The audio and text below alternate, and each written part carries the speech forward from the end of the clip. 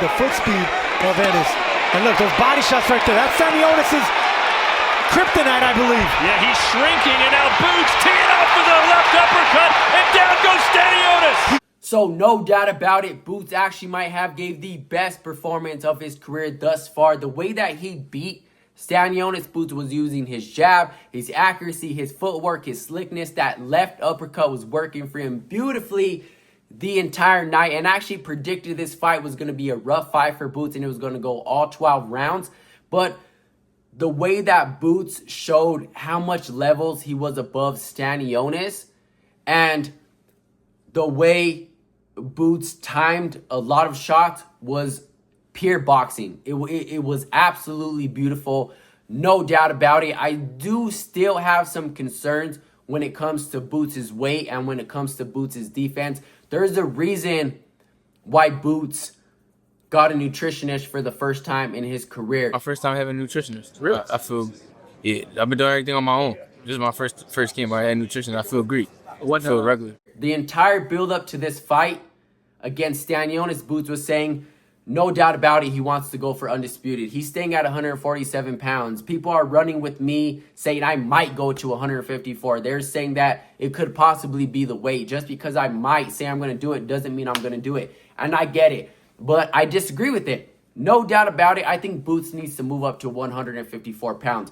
There's so much more money to be made. There's bigger opportunity. There's bigger named fighters over there for him to build his resume. And no doubt about it, being undisputed is going to look so much better. And you're going to get so much more credit at 154 pounds more than you're going to get at 147 pounds.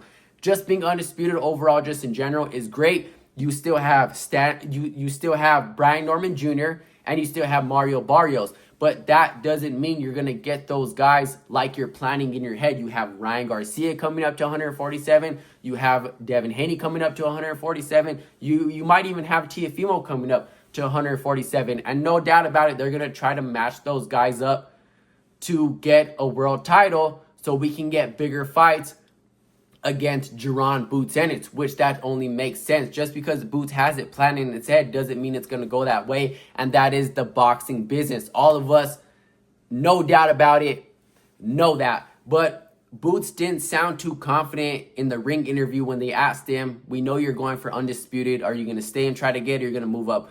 Boots then said that, you know what, I think I want to talk to my team. We're going to figure out what we're going to do next. But the entire build-up to the fight, Boots was so confident that he's going to stay at 147. Is it more belts or is it move up? I'm going to enjoy my victory. Enjoy these belts.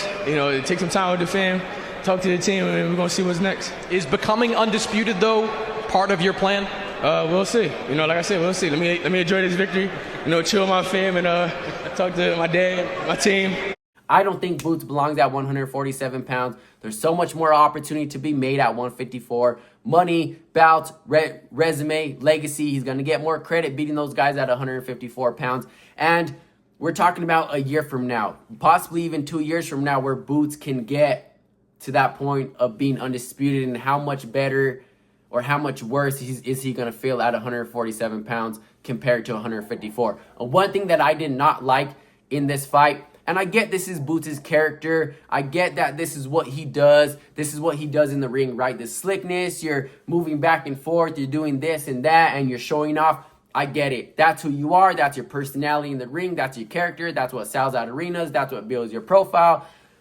But what happens, and we've seen Boots get caught a couple times. We've seen Boots get clipped. We've seen maybe even Boots get hurt when he does this. I think Boots gets hit a little bit too much in his fight, and I said that's his character. I get it, that's what he does.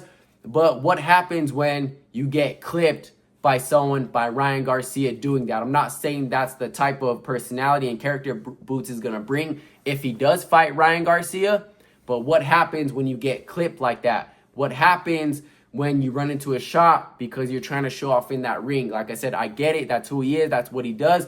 But I want Boots just to be a little bit more careful on defense, maybe work a little bit more on defense and not try to do that as much. Maybe take advantage of the opportunity when it's there, when you can do it.